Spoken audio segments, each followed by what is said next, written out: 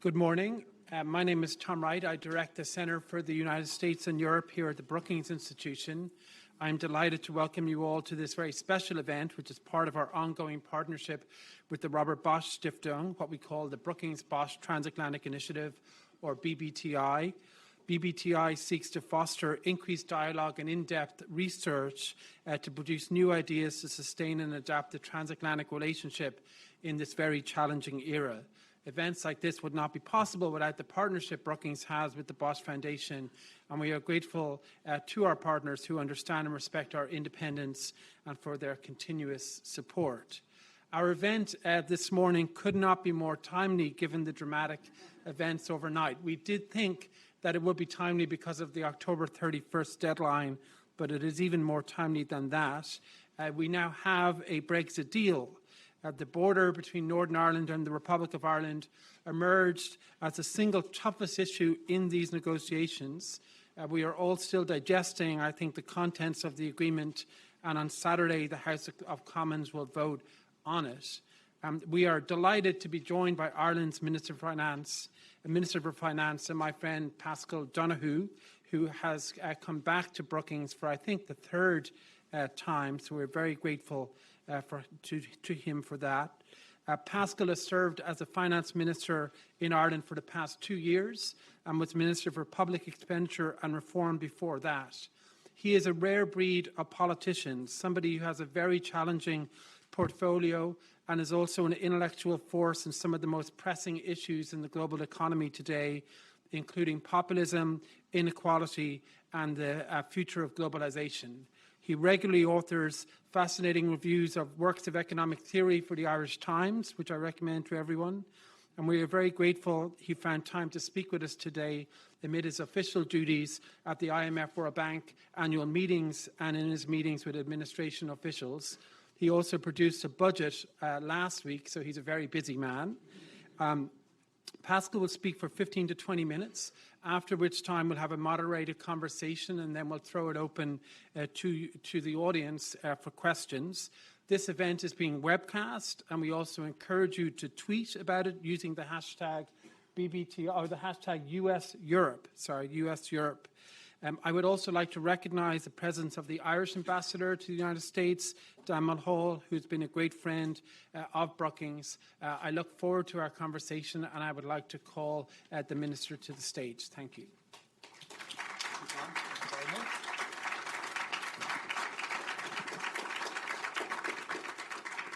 Well, good morning, ladies and gentlemen, Ambassador Tom, distinguished guests. It's a great pleasure to be here in Brookings again. It is the third opportunity I've had to participate in an event here. And every time I leave here, I've always learned so much from all of the experts and guests that are here about America's place in the world, and also about many of the pressing issues that we are jointly grappling with and responding back to. And indeed, when I was last here as a guest of Tom's, and I just want to recognise, if I may briefly, the extraordinary work that he is doing on behalf of Brookings in helping us better understand many of the foreign policy and economic policy challenges that we have. And his latest book has pride of place in my office, and I've borrowed many of his finest thoughts as my own in other locations across Europe and the world, but I won't do that here as he's in the audience. So when I was here last with you, I was speaking at what was then a really crucial phase of the Brexit process. And I think as I speak to you here this morning, we can truly say that we have reached another crucial moment following the agreement that has been reached this morning in Brussels on a revised withdrawal agreement and political declaration on the future relationship between the European Union and the United Kingdom. This agreement has been reached following intensive negotiations over such a long time period between the EU and the United Kingdom. And this phase of conclusion followed the meeting last week between the Taoiseach and the British Prime Minister. It's a hugely welcome development, and I hope sets us all on the path to an orderly withdrawal of the United Kingdom from the European Union. And as we meet here today and as we speak, the European Council is now meeting to consider this agreement. So for all of those reasons, I'm doubly glad to be here with you today to talk about how Ireland is responding back to the many challenges and issues that Brexit will bring. In a speech shortly after the Second World War, Winston Churchill spoke of three majestic circles, or spheres of influence, that defined Britain's foreign policy. When I consider my own country's place in the world, I think instead of circles of connection. And three in particular, with Europe, the UK and the United States, have helped shape modern Ireland. These circles connect us with, for example, the main markets for our exports. They connect us with three of the major world currencies, the euro, dollar, and sterling. And they, of course, connect us with three centres of liberal democracy. And in recent decades, these overlapping and reinforcing circles have been the basis for the transformation of Ireland, for our economic prosperity and well-being, for our place in the world, and for peace on our island. And by transforming the context in which we addressed our age-old national question, which was that of understanding and defining our relationship with Northern Ireland and the United Kingdom. Those three circles of connection helped that question be reset. And in the words of Nobel Prize winner John Hume, he said, "The European Union is the best example in history of the world of conflict resolution." And that's played out on my island. For Ireland, therefore, Britain's decision to leave the European Union poses particular challenges which go to the heart of relations on our island, between the two islands, and how this affects our engagement as a member of the European Union and our place in a world that is changing in front of our eyes. And that is why it's so important that progress has been achieved today in reaching agreement between the EU and UK negotiation teams on a revised withdrawal agreement and political declaration. Both sets of negotiators have worked so long and hard to achieve this outcome, with all forms of compromise and modification. And Ireland has worked closely with the EU negotiation team as well as with the UK throughout this process. The package is now subject to endorsement by the European Council, which, as I said, is meeting now and tomorrow in Brussels. It also needs to be ratified by the European Parliament and, of course, by the British Parliament. So there is still some way to go until we have absolute certainty that there will be an orderly UK withdrawal, and certainty yet to be achieved regarding how this will happen. But the Irish government is firmly of the view that this opportunity should be grasped and a deal concluded that will ensure an orderly withdrawal. Our objectives for this stage of the Brexit process have been clear and have been very consistent since the very beginning. Recognising the unique situation on the island of Ireland, the The revised draft protocol on Ireland and Northern Ireland provides vital safeguards that the Good Friday Agreement will be protected in all its parts, including avoiding a hard border, protecting North-South cooperation, and protecting the all-island economy. It also protects the integrity of the EU's single market and customs union and Ireland's place in them. The agreement provides a legally operable solution, providing certainty that at the end of the transition period, the benefits of the peace process and the all-island economy can continue to be secured and enjoyed. And I believe these arrangements will work well for the people and for the economy of Northern Ireland. The revised agreement will ensure enhanced democratic support for the specific arrangements for Northern Ireland and enable all the people of Northern Ireland, through their democratic institutions established under and through the Good Friday Agreement, to decide the long-term direction of the economy of Northern Ireland. Any agreement, of course, will work better if there is a meaningful role for the institutions in Northern Ireland on matters that affect them. And crucially, the revised draft protocol continues to make absolutely clear that nothing in this agreement will prejudice the constitutional status of Northern Ireland and the principle of consent as set out in the Good Friday Agreement. The finalised agreement secures a transition period, which is hugely important in providing certainty to citizens and businesses. And there is also agreement on the rights of EU and UK citizens, as well as on the financial settlement. All of this is very welcome. Ratification of the agreement, endorsement of the declaration, will provide much needed certainty.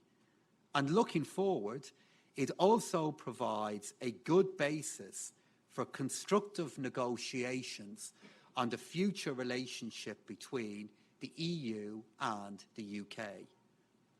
Much, therefore, now depends on political developments in the United Kingdom. And I hope that the House of Commons will give this agreement serious consideration and that there will be a positive vote.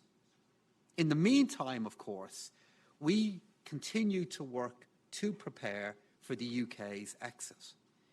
Even with the best possible agreement, it is still the case that the UK is leaving the EU, and this will bring change. It's important that Ireland is ready for that change, for our citizens and for our businesses.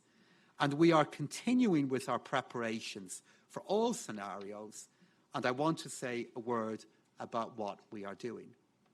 But I want to be very clear that one thing will not change. The United Kingdom will remain our nearest neighbour, it will remain a key economic partner, and it remains the co-guarantor of the Good Friday Agreement. So with so many ties between us, I look forward to continuing to see this vital relationship deepen. But ladies and gentlemen, the Irish government has always been clear that Brexit will continue to pose a significant challenge for our economy, whatever form it takes. But we do face into this prospect from a position of strength. After a long and difficult journey, balance was restored to our public finances. Our economic growth is broadly based. We are more resilient than we have been in the past. But of course, a no-deal Brexit, which we now hope to avoid, would mean a slower pace of growth in Ireland. However, that scenario would be of a very different scale to the multiple challenges our economy faced during the Great Recession. So our government last week outlined our budgetary framework for dealing with the many challenges that we may have to deal with in a period of uncertainty. And my central objective in that budget was to provide the necessary resources to meet the impact of Brexit while keeping our public finances on the path they have been on since 2011. This year, we've eliminated our budgetary deficit. We are projecting to a surplus of 0.2% of national income. In the event that the UK leaves the EU with the agreement that we are discussing today, we will continue to build on this surplus.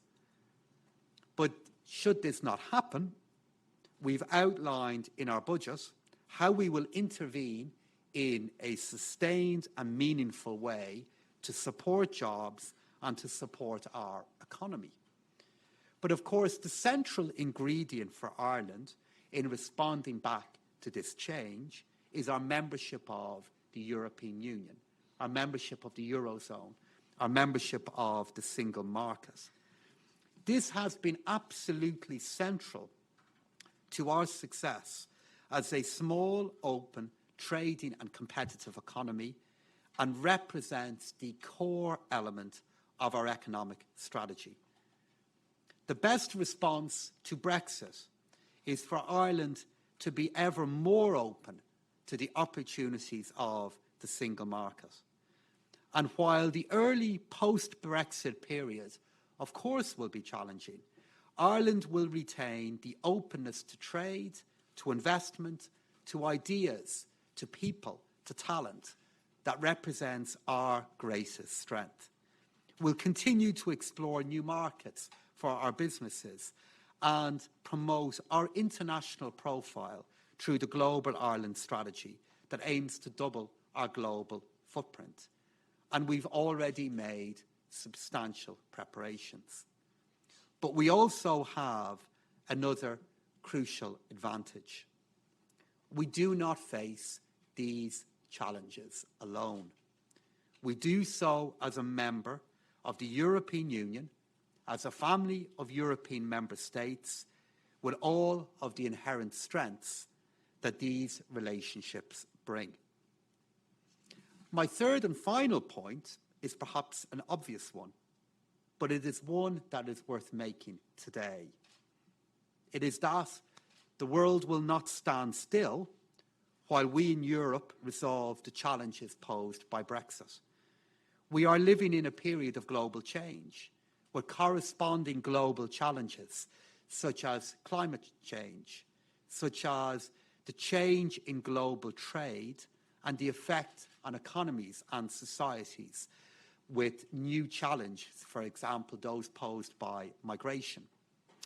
But as a small open economy, Ireland is a perfect, I believe, example of many of the different dimensions of the new forms of interconnectedness.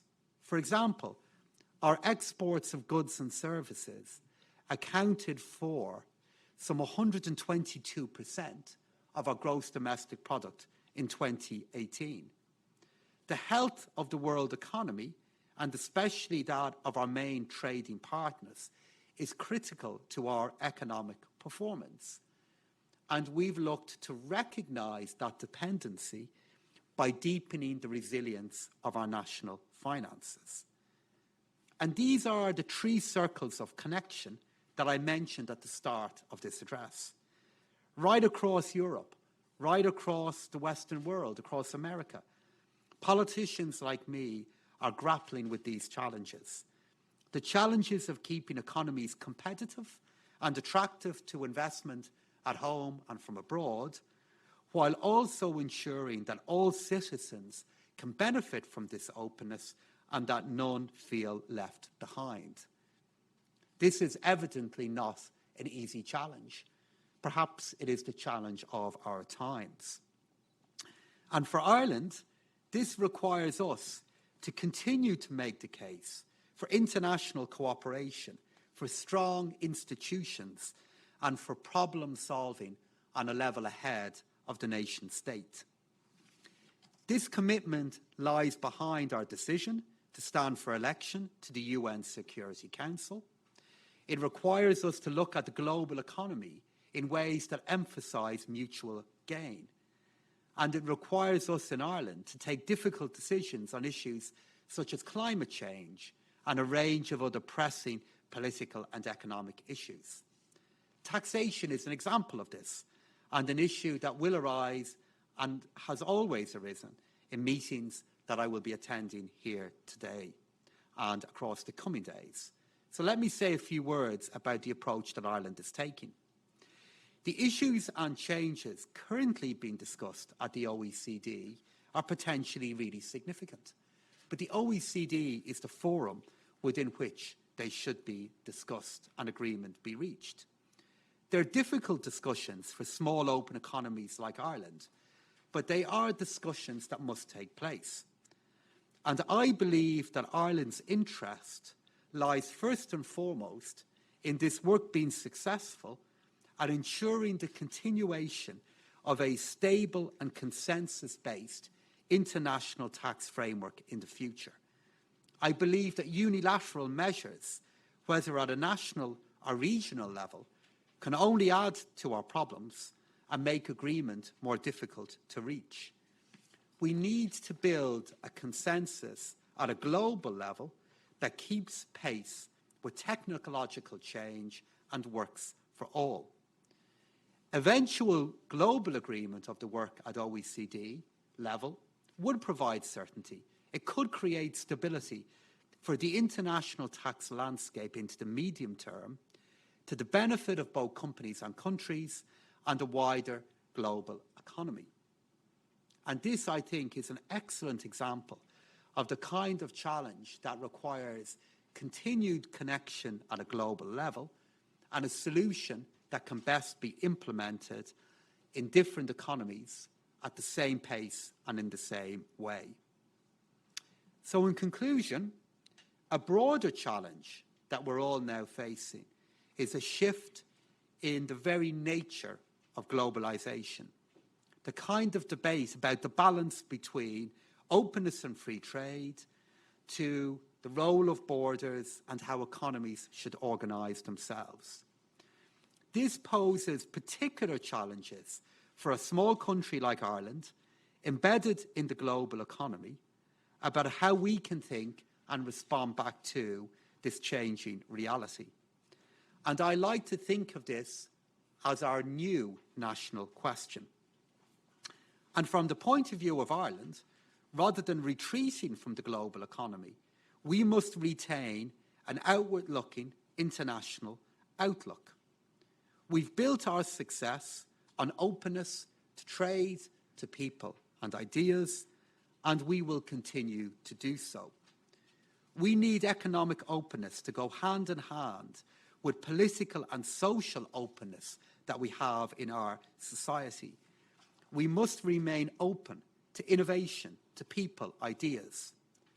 We need to continue to listen to our citizens about the challenges they're facing and provide a wider range of opportunities and economic security for them, while crucially protecting our most vulnerable. The old order of globalization, including the role of liberal democracies, is clearly facing new challenges and new debates. And Brexit is an example of those kind of debates. But this does not mean that a globalized, interdependent and interconnected era is at an end, but it is clear that it's changing. For politicians like myself, we need to make the case for a more resilient form of globalization that recognises the concerns of citizens while making a case for openness. And I believe Ireland is equipped to adapt to these challenges and to make this case. And I hope we'll be able to do so on the basis of an orderly UK withdrawal from the EU, keeping with the agreement that has just been reached. And Ireland will continue to build on our circles of connection with the European Union, the United Kingdom and the United States. If we succeed in doing this, and I believe we can continue to find and continue to create our role in this new world. Thank you.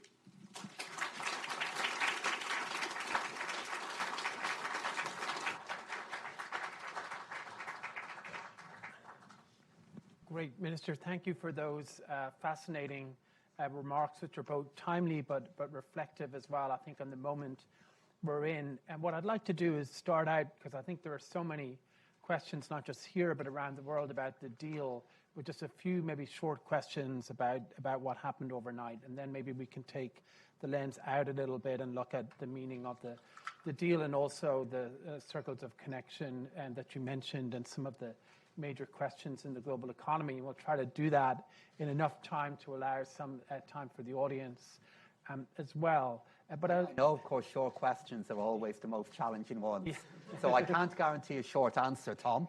Okay, but I'll do my best. We'll see where we go on it. But my first question is just if you could sort of explain to people what the difference is between the Northern Ireland only backstop as it existed and what was agreed in this deal. In plain language, how is this different to maybe if the Prime Minister had just accepted the backstop in Northern Ireland? I think the key area of political difference will be the role for the communities in Northern Ireland in looking at what kind of economic relationship they will want in the future.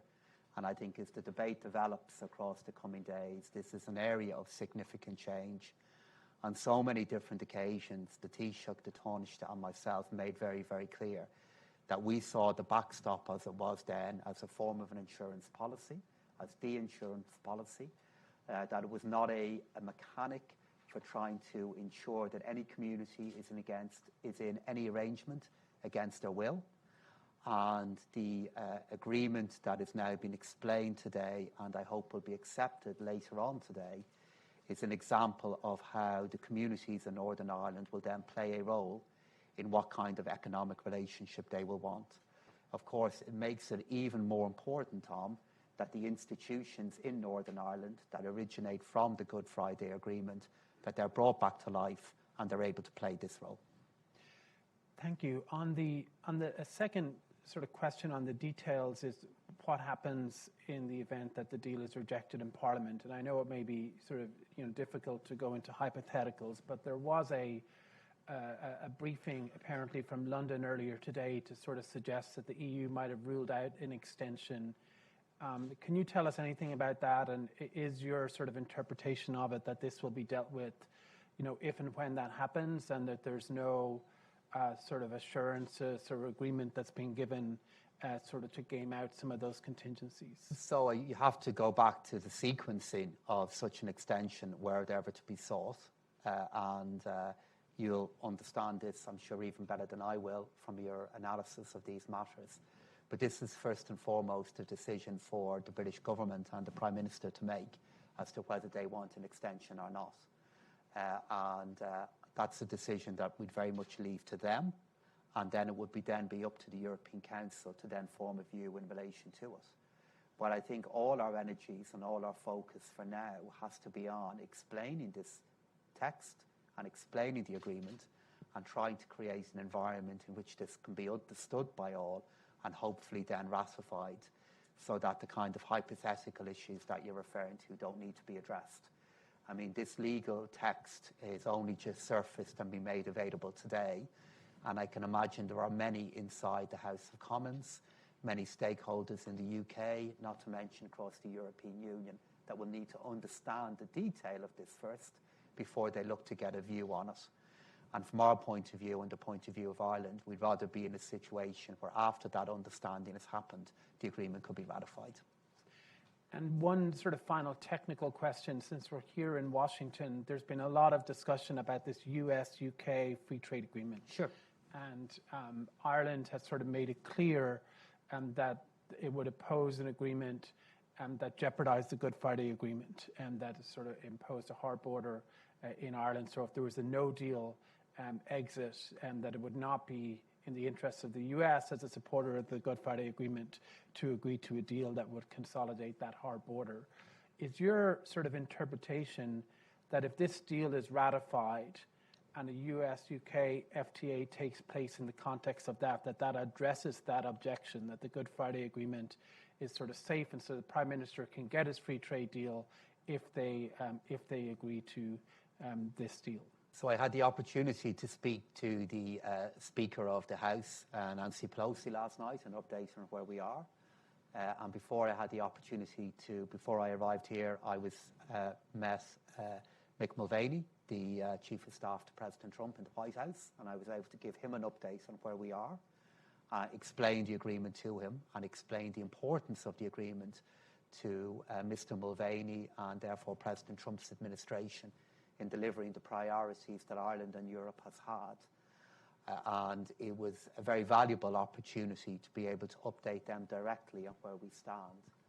And from our point of view, it has been a long-standing objective for the United Kingdom and the European Union in the post-Brexit environment to look at a new trade agreement between the UK and the US. Were that agreement to be delivered, and were that agreement to be delivered in the context of the ratification of this agreement, we believe the ratification of this agreement delivers the priorities that Ireland and Europe has, and maybe this therefore will provide the catalyst then, or provide an environment in which the future relationship between the UK and the US can then be discussed and negotiated. But of course, I'd have to emphasise that's a matter for the British government and a matter for President Trump's administration. But from our point of view, if this agreement is ratified, the issues in relation to the Good Friday Agreement and guaranteeing that we don't have a hard border on the island of Ireland, those matters are then dealt with by the ratification of this agreement. I'm sure that would be very welcome news in London. So if we maybe take the lens out a little bit and just move on to sort of looking at the meaning of the deal, I was sort of taken in your remarks how you describe these circles of connection and refer back as well to Winston Churchill. Brexit and also some of the trade wars that we're seeing, the other movements in the global economy and in international politics seem to be about sort of disconnecting from previous connections, you know, that countries and voters have sort of felt that they are overly connected in some way. And I was just wondering, how do you sort of make sense of that? What do you referred to it a bit in your remarks about the need to keep openness but address some of these concerns. Are we sort of seeing a global attempt at disconnection? And what do you think Brexit represents in that context? And how can politicians sort of respond in a way that keeps the good parts of those connections while addressing some of the legitimate concerns maybe? So what I continually reflect on is the disconnection that you have referred to there, Tom, of course, has been heightened across a period of relatively strong macroeconomic growth. So if you look at many of the indicators regarding how national and the national economies and the global economy has performed, many of the decisions that are taken to reflect citizens not feeling they are part of the economies within which they live in have actually happened when the economies have been performing quite strongly. And if I go back to what many of the causes of this could be, there are two that I believe bear continued reflection on. The first one is where income levels stand, not only versus where they are against the historical average of incomes within our economies, but also incomes as a share of national income and the changes that we are seeing there. I think that's the first issue that politicians like me need to address better. And then the second issue that we need to address is, as we have made the case for openness, the benefits of openness or the consequences of openness have not been as tangible as they need to be and have coincided with too many citizens feeling that inequality within their own democracies has been heightened. So I look at how we need to respond back to this. What we are looking to do here in Ireland, and the case that I look to make, is to say that openness works, that openness can work, particularly if you're a small country, by allowing you to pool your efforts with other countries, making the case for that. But be more attentive, though, to how the consequences of that openness needs to be turned into benefits and not losses. And from our point of view in Ireland, the things that we've worked hard to make better progress on have been investment in public capital and infrastructure, and explaining how our participation in the global economy allows us to do that. It has been looking at new forms of connection. So we've recently made a very big decision that has been contested at home in relation to the National Broadband Plan, in ensuring that people actually feel connected into a changing economy.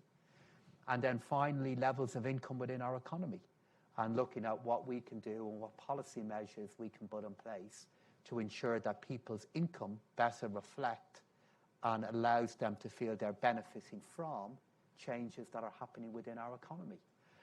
And I'm not saying for a moment that we have the answers to any of these questions, because of course we're all thinking about them, but we're trying to come up with them, and we need to reflect on these questions better than we've done in the past, because clearly our inability to do so has been the cause of political change and political discontent.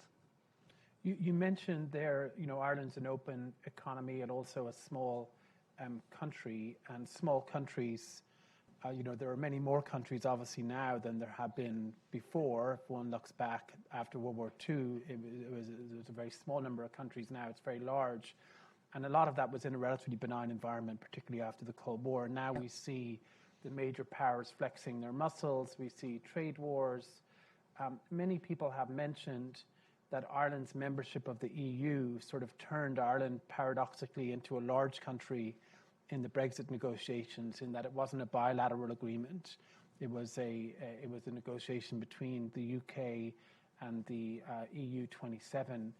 Could you reflect a little bit on just how membership of the EU changed sort of Irish diplomacy in this most recent episode, and what do you think the implications are more broadly for the future of the European Union?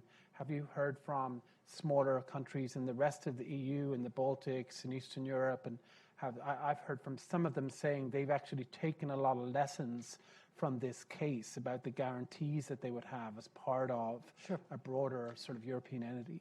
So firstly, I think your analysis is very prescient, that many of us plugged in to economic and political integration retrospectively at a time of great moderation.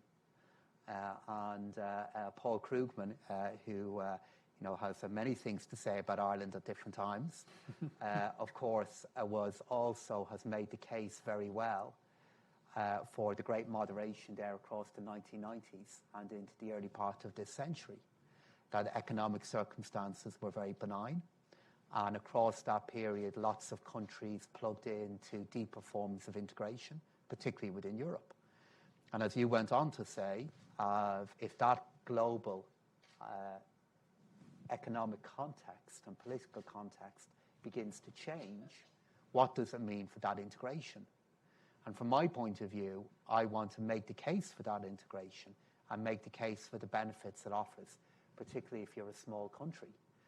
And the approach that we've used diplomatically, I guess in many ways flows from how we review our identity.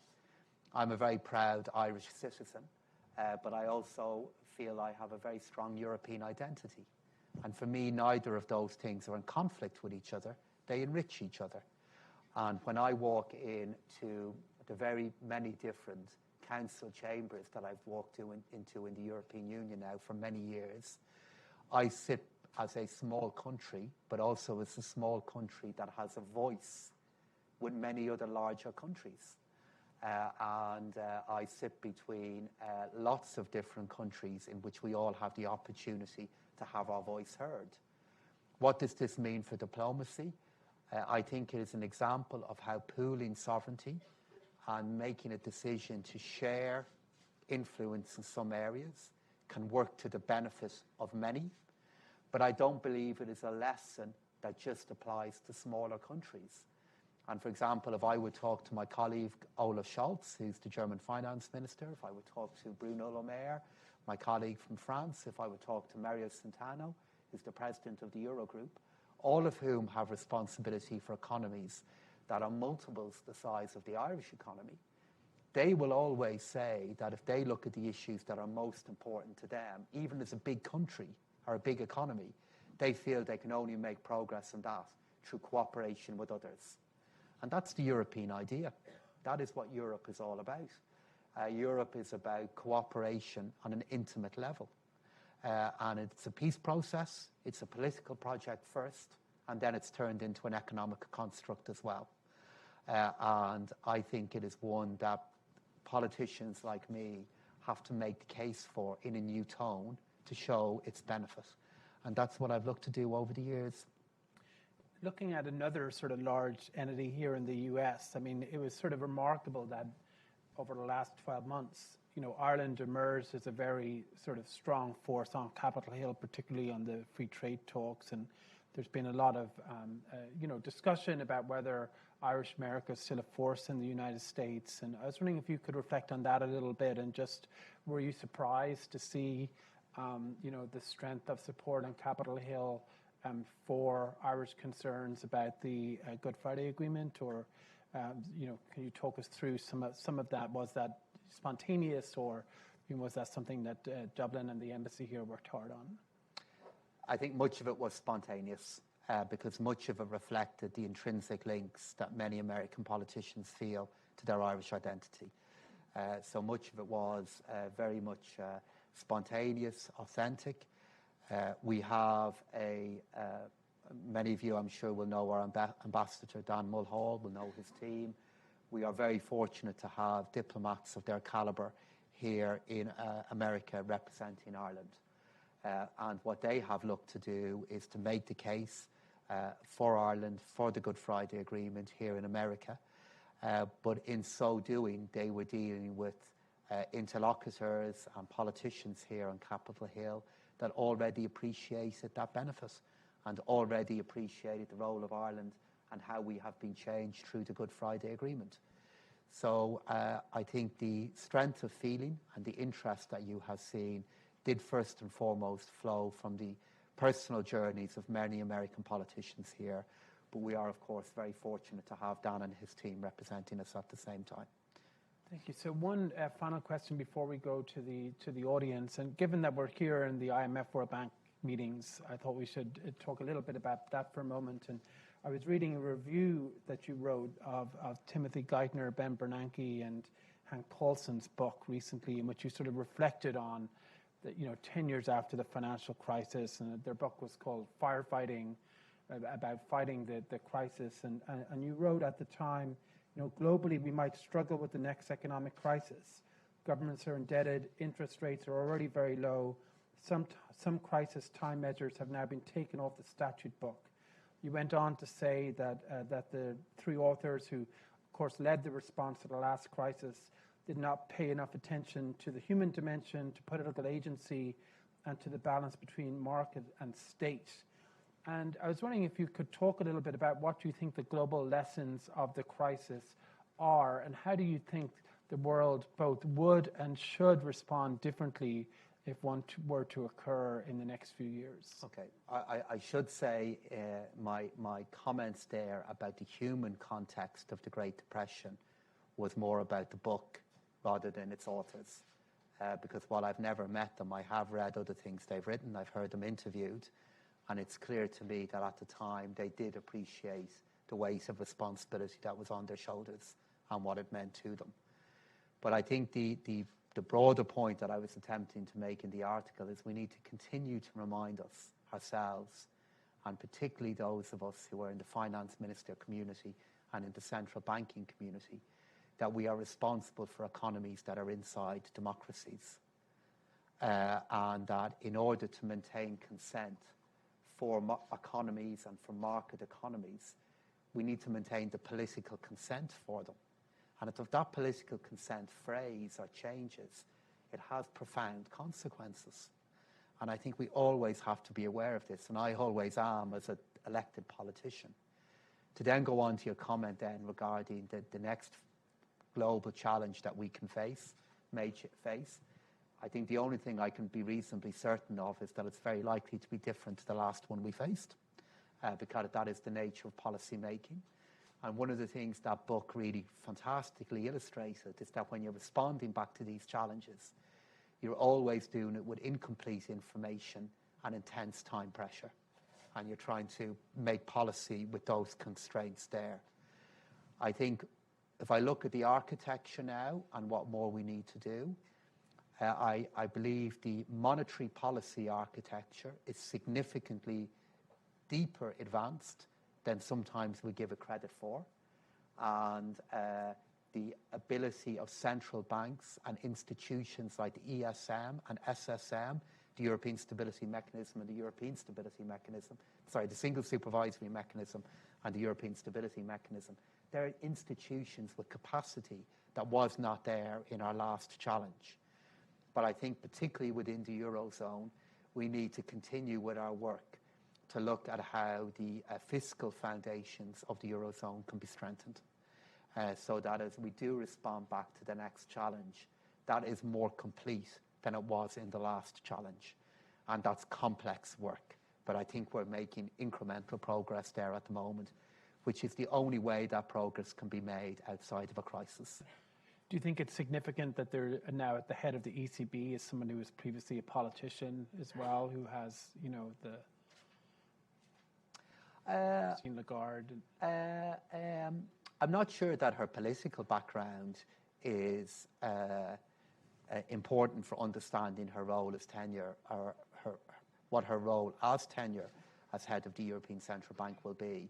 But I think the fact that Christine, as was the case and is the case with Mario, are communicators of the highest order, and both of them lived through a crisis unfolding that they're both committed to trying to avoid again, is incredibly important, incredibly important. And I look forward to working with Christine Lagarde now in her new role as head of the ECB. Great. Well, thank you. So let's take a few questions. Please keep it short and just introduce yourself briefly. So I have here in the front row, Doug Redeker, or second row, and wait for the microphone. Thank you, Mr. Minister. Doug Redeker at Brookings. I'm curious, in the context of the UK potential agreement, whether you see there's a real risk that the UK's future trajectory is one of a deregulatory environment where they seek to basically lower the bar so as to remain competitive, both with Ireland and the EU more broadly, and what those risks might look like, both in terms of competition, but specifically in terms of the financial markets, where obviously there's a systemic risk, and also the UK, the City of London, plays an integral global role. Sure. Thank you. And it's gentleman here in the middle. You quoted Winston Churchill earlier, and I thought you might have also quoted the phrase, the United States of Europe, which he coined with strong approval, I might say. So what I really wanted to say is, might be presumptuous of me to claim to speak on behalf of millions of British people, but I think I do when I say that we're appalled by the Brexit idea itself, and particularly appalled by the cavalier and almost contemptuous attitude that the current British government has shown towards its obligations under the Good Friday Agreement. And we're appalled by the idea that Brexit will cause damage to the Irish economy and might even result in the resumption of terrorist violence. And I think we're entering a new era of risk, and it's a deep embarrassment for a lot of British people. Okay, that's more of a comment than a question. Maybe one more, yeah. But that's fine. But more of a so yes, the lady over here on this side. Yeah. Hi, my name is Ann Carson. I'm a retiree from the State Department.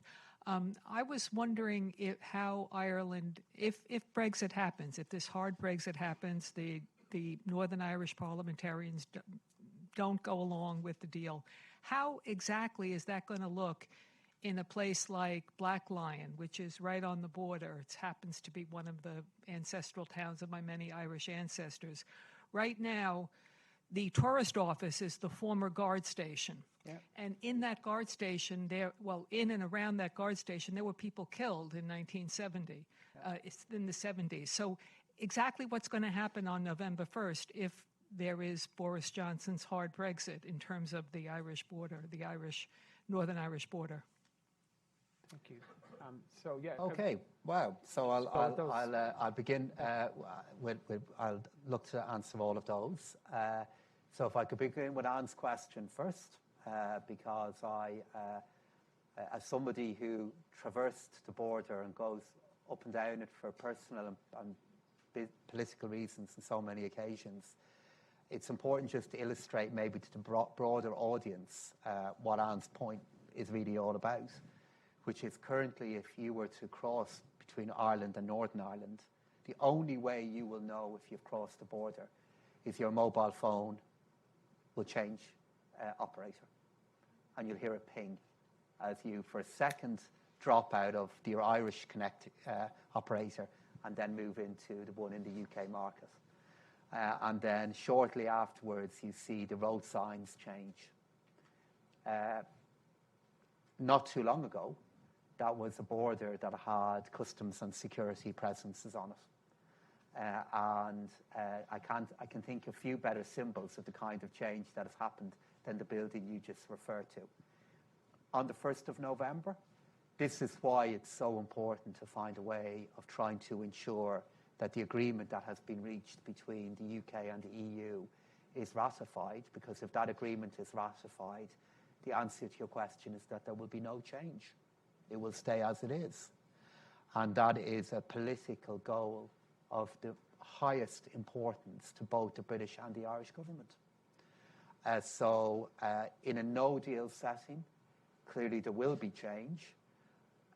My awareness of what that change looks like is the reason we've all worked so hard to try to get to a point that we have an agreement that the UK, the EU and Ireland all want to support. And that's why it's a really important day today.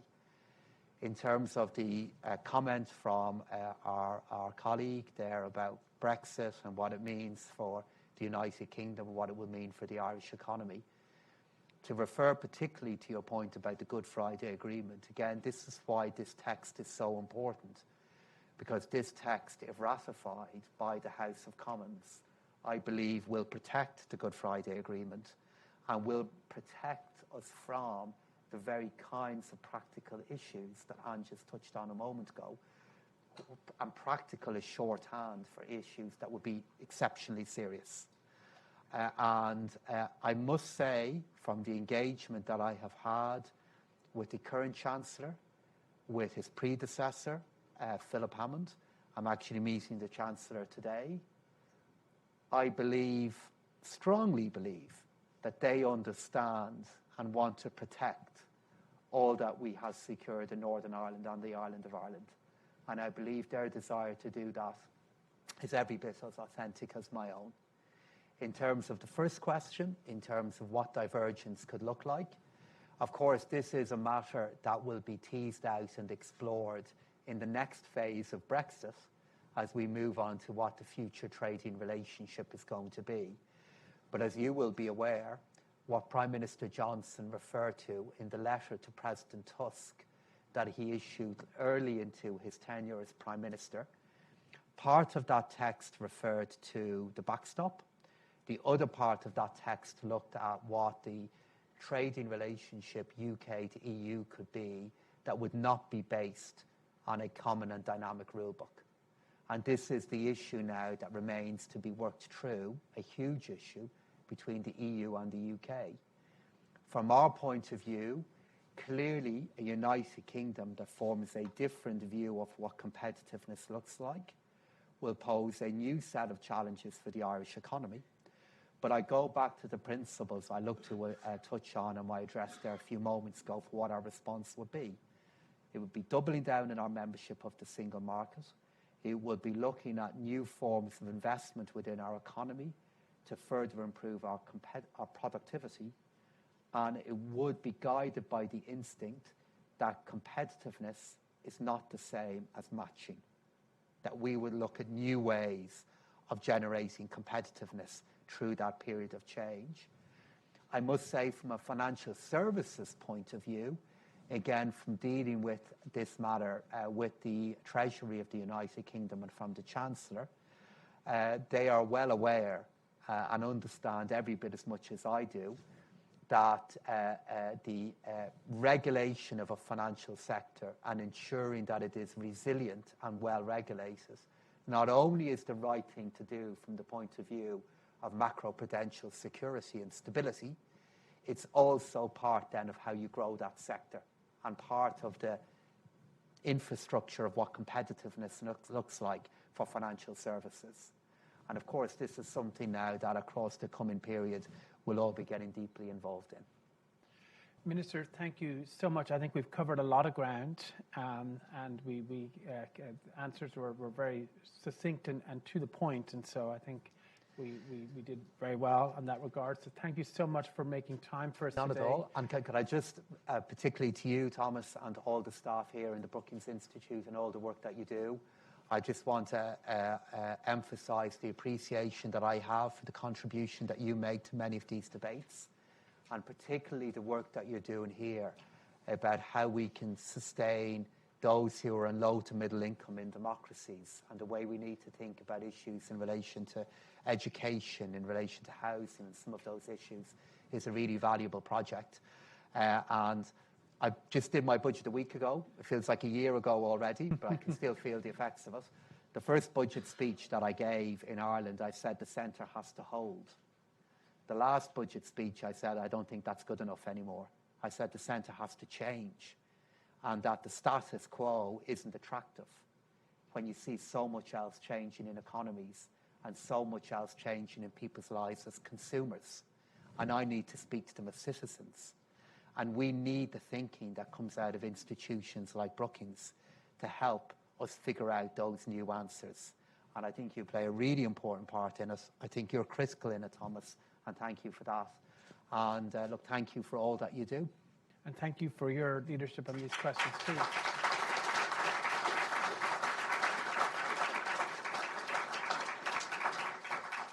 So I have one final request, is that everyone stays in their seats for a moment so we can ensure the Minister gets to his next appointment. I don't think they IMF. look like a particularly threatening audience to me here now. Just wait, I think I'd be willing to take my chances. Just wait. Yeah. But no, thank you very much for coming. Thank you all for who joined us on the webcast. And with that, we're adjourned. Great. Thank you.